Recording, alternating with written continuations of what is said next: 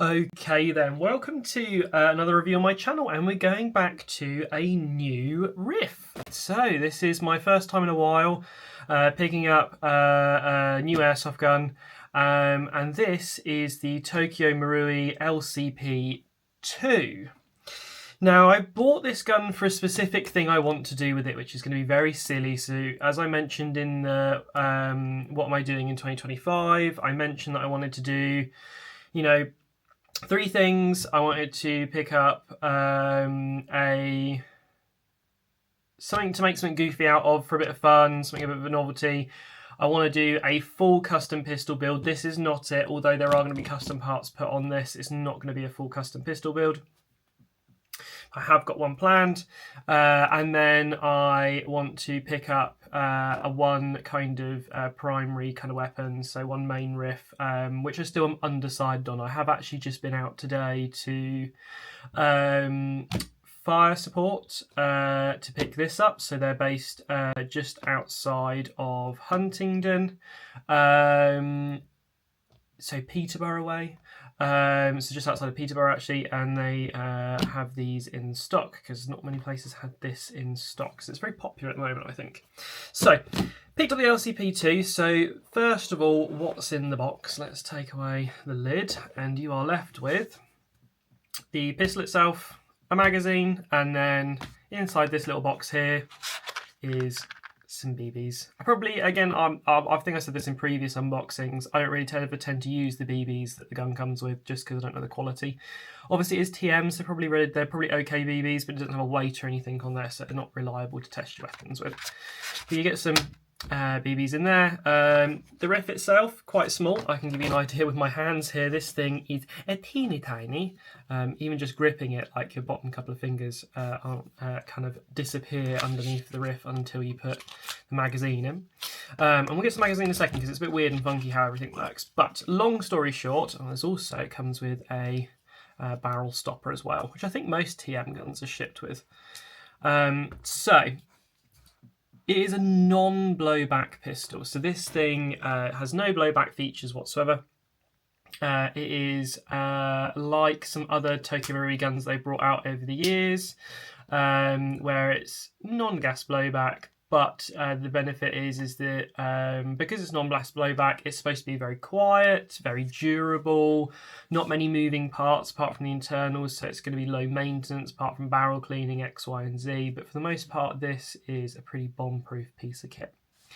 Or it's supposed to be. Obviously, I've just unboxed this. I had a few recommendations from a few friends and people who had picked this up already. But this is my first time kind of getting my hands on it today. So, you've got a 10-round magazine that comes in the box. Now, it is just 10 rounds. This is a teeny tiny magazine.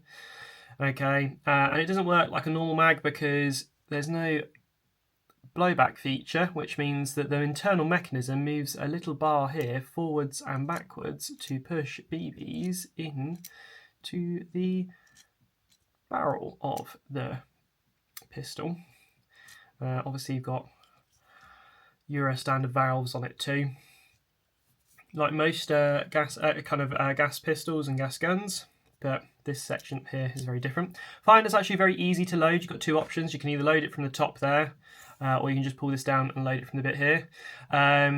Obviously, this is probably not going to be compatible with most electronic speed loaders. I'm using the EMG Autobot speed loader a lot for most of my stuff, but this one will have to be done with a simple plunger loader instead.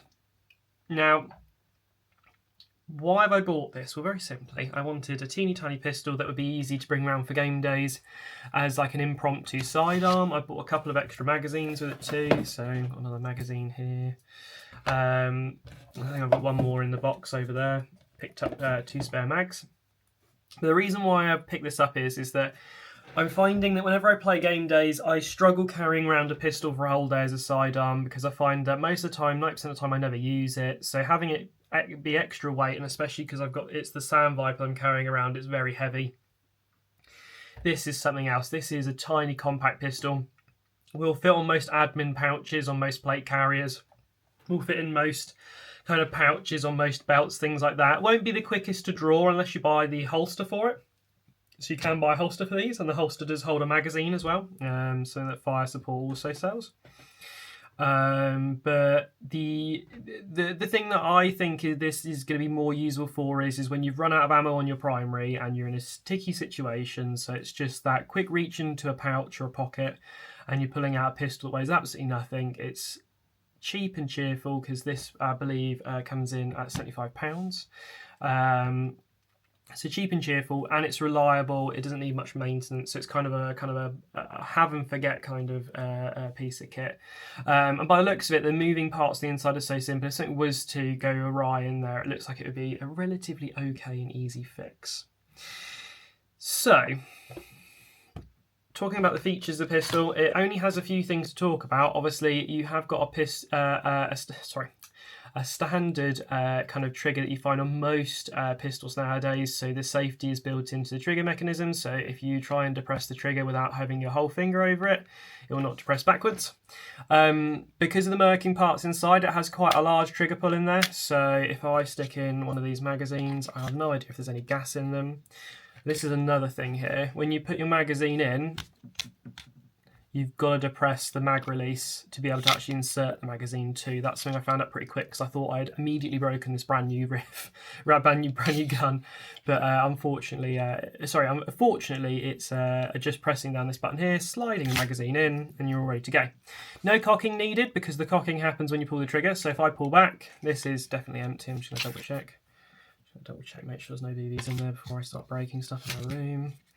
So I will fire it at this box here. Try and turn it on its side for you. So you pull. So that bit there is engaging the hammer at the back. Now it's moving forwards and moving the BB track forwards. Keep on pulling backwards, and that's it. There's quite a lot of slop there. But again, if you're just spamming this away, it's only got 10 shots in it. You are going to get through those shots pretty quick. Not going to be as fast as a custom high capper or an AAP01, but that is enough for you if you're in a sticky situation and you've got to go around a corner real quick and just take somebody out that's pushing you, or you've just run out of ammo, or you're having an issue with your main gun. This will be enough just to save you, get you out of dodge, go around a corner, sort your main riff out, and then carry on with your afternoon. That is what it's for. It does have a safety built in too, so you have a lever that you push up here on this part here, and then that prevents you from firing the gun until you're ready. Like I said, no moving parts, there's nothing on this side whatsoever. Obviously it's going to be more friendly for righties than lefties. There's no ambidextrous parts here, it's all right-handed only. However, for my build for this gun, it's not really going to matter because I have a nice idea for what to do with it, and it's probably going to be awkward to use it, let alone having to worry about being left or right-handed. So, what have I bought this for? I bought this to conceal this within something else. Now, I won't spoil it until I've done it because, to be perfectly honest, it's one of those ideas that's going to be so genius.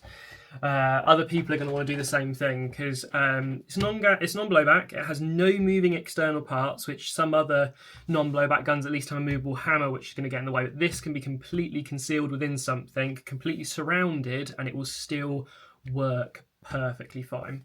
Now I do have some upgrades for this, which I'm going to be doing in later videos. One of the upgrades is a TDC slide. So this is a slide from Hadron Airsoft Designs. I'll put the price on the screen for you. This slide replaces the OG slide, adds a top-down hop-up, so TDC hop-up. It adds an actual sight to it that's a fibre sight too. So the regular sight comes with is just kind of a couple of bits of metal on top. Is that metal? No, it's plastic. A couple of bits of plastic on top. This is a mostly polymer design. From what I can tell, trigger's part metal. That's polymer. Most of it's polymer. For any of you that had a TM gun before, you'll know that saying this is polymer is not a massive deal because where TM have used polymer on previous riffs, it's super durable and very unlikely to be damaged. So these are proper tough.